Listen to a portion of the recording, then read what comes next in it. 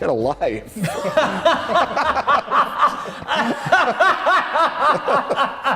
Persona 5 Royal on Switch is something people have been desiring for a few years at this point. Looking back, it hasn't actually been that long, but actually living through those years honestly felt like an eternity of people constantly whining about how much they wanted Persona 5 on Switch. Today, I just wanted to sort of summarize the events leading up to where we are today. I will eventually make a proper retrospective of the game at a later date, but obviously, playing the entirety of Persona 5 Royal before the release day was just totally out of the question.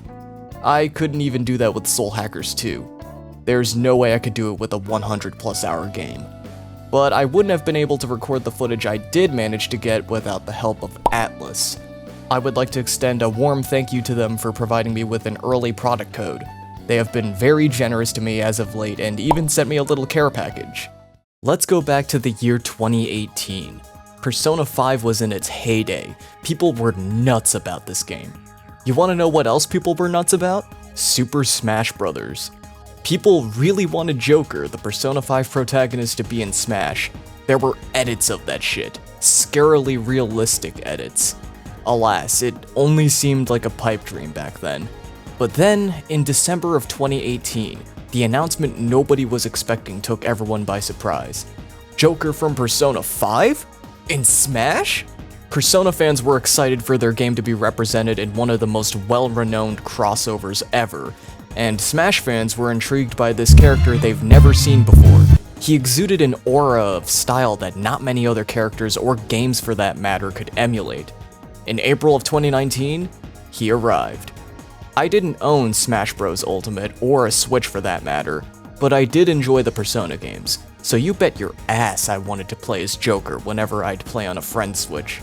And that is where people really started getting a funny idea. Wouldn't it be so rad if we got Persona 5 on Switch? Like, come on, Joker's already in Smash, this would be a great idea. Other people started having more extreme ideas. Joker's in Smash now, so that must mean Persona 5 is bound to come to Switch. Come 2020, the interest in Persona 5 on Switch truly started to peak. I need you all to bear with me for a little bit. Nobody panic or scream. We're gonna have to take a trip to twitter.com.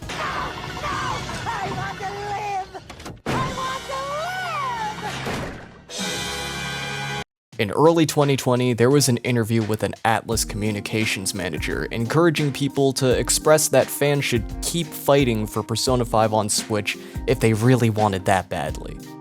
Well, that's what they did, alright. There was a whole ass campaign started by some guy using the hashtag BreakFreePersona, basically begging Atlus for Persona on Switch. Many people followed suit. These are only a few of the many tweets from that era. Most of them were honestly pretty benign. A lot of them were just expressing their love for the franchise. But eventually it kinda devolved into replying to any and all Atlus tweets with the hashtag and the same exact images over and over, even tagging both Atlus West and Japan in some of them. Guys, I think they got the point. Beating a dead horse isn't gonna get the game ported faster. And whenever you point out how that's kind of obnoxious, the common reply would be the same sarcastic remark, "Lamau, leave the big video game company alone, don't hurt their feelings, lol." Okay, I'm gonna walk you through this very slowly. No, you are not harassing the big company. As a matter of fact, nothing you say will affect them in any way, shape, or form. Guys, these corporations don't doom scroll through Twitter all day looking for ideas from people. You think a game director is gonna look at a tweet with 100,000 likes and say, "Port that game right away"? No. Also, do you think you're really directly talking to Atlus when you tweet at them? I already said Atlus doesn't doom scroll on Twitter, and that's because they pay someone to do that. You're not harassing a company, you're mildly annoying an employee. This is the equivalent of a Karen yelling at a sales associate. You just lost yourself a customer. You think I own this business? They're not gonna get you what you want. Sure, they can tell their higher-ups about it, and those people may or may not tell their higher-ups. If you've ever worked anywhere before, though, you know how this is usually going to end. It'll usually get brushed off to the side. Big Boss Man has better things to do, apparently. Even a good portion of the fans started to grow really weary of it, and a lot of people even started using the hashtag mockingly. But now that Persona 5 has come to Switch, people are starting to think that tweet grinding actually works, and are thanking Who's It for starting that tweet campaign that died out like 2 years ago. What? You think you just found a cheat code for the video game industry? You think you've discovered a life hack? If we want something really badly, we can get it if we scream about it on Twitter loud enough. Yeah, okay, next you'll be protesting on the streets like your human rights depend on it. So you may have noticed my footage of the game is only at 30 FPS. It's not because I can't play the game at 60, this is what the game normally looks like while I'm playing it. It runs perfectly fine. When I record though, I have to record at 30 FPS or else OBS gives me an annoying encoding overload, and the footage set, it just shits itself. I tried messing with all sorts of settings, but the culprit seemed to undeniably be the frame rate. So instead of greatly decreasing the game quality in exchange for higher frame rate like I did in Soul Hackers 2, yes, I do regret that immensely. I just decided to bite the bullet and record at 30. But if I save up enough money on Patreon, I can get a better PC and not have this issue ever again. I can record games at the same quality I can play them at. I'd also like to thank all the people who are currently supporting me there. I've been trying my best to keep you all in the loop on video production stuff and committing to those early access posts. Truly grateful, you're too kind. So if the loud social media pressure isn't what got us here today, what did? I think the answer is pretty obvious. Persona 4 Golden.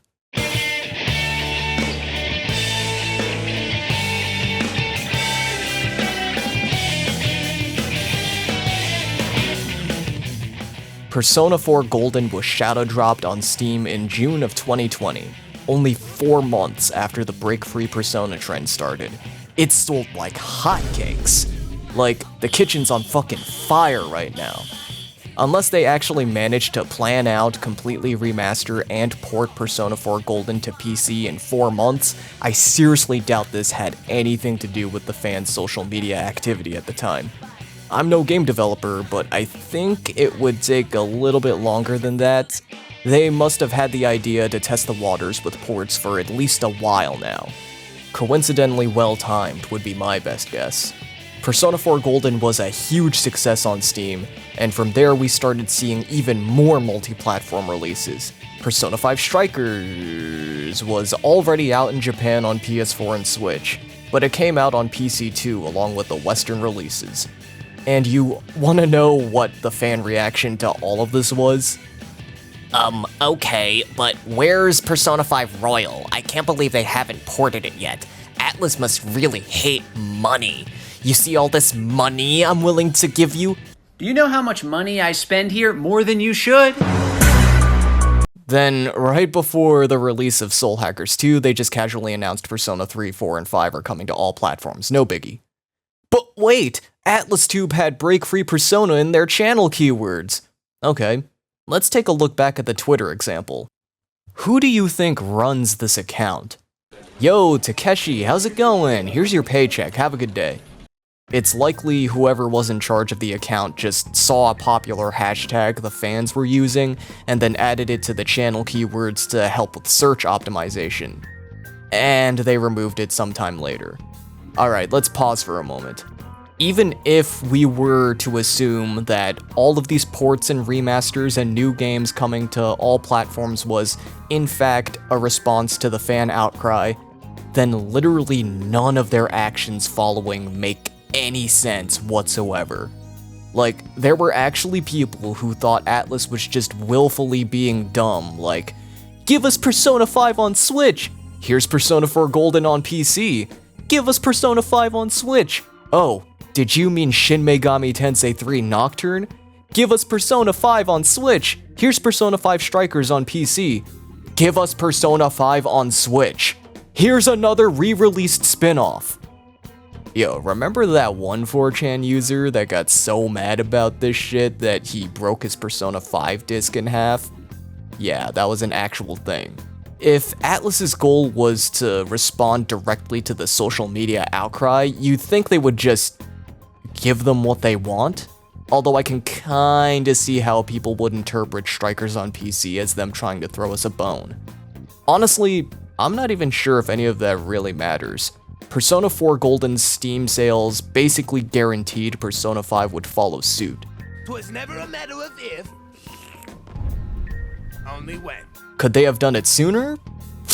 I don't know, I didn't see what was going on their studios when all these ports were in the planning stage.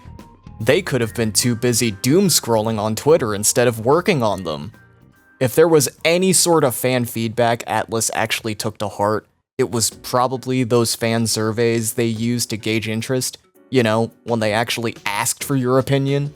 I remember taking the one from a few months ago. I was surprised to see the amount of old titles they were asking if they should be remade, remastered, or ported. Honestly, I'm kinda glad they established a home for Megami Tensei as a whole on other platforms, before going full send on the Persona hype train, because now we can expect more multi-platform releases for most, if not all, Megaten games going forward.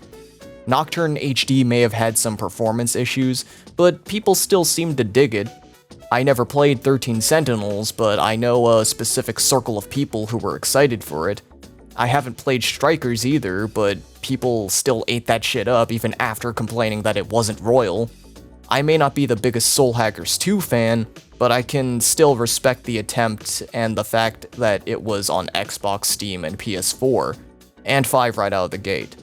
There was never a doubt in my mind that the other Persona games would eventually reach other platforms. Okay, maybe I wasn't really expecting Xbox, but that's besides the point.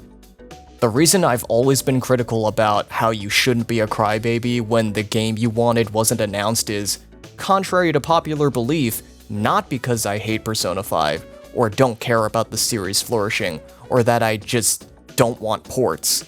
Quite the opposite. Re-experiencing the first 2 hours of Persona 5 Royal so far has been a great time, and I want to see these games reach more people. If you take a few seconds to look at my channel, I think it's pretty obvious that I love Persona. Even if I'm not too hot on every entry, I still want the best for the series. Just learn to be a little more patient. We didn't have to wait that long. These games getting ported can only be a good thing. You thought the wait for Persona 5 Royal on Switch was long? Say that to the people who had to wait for this!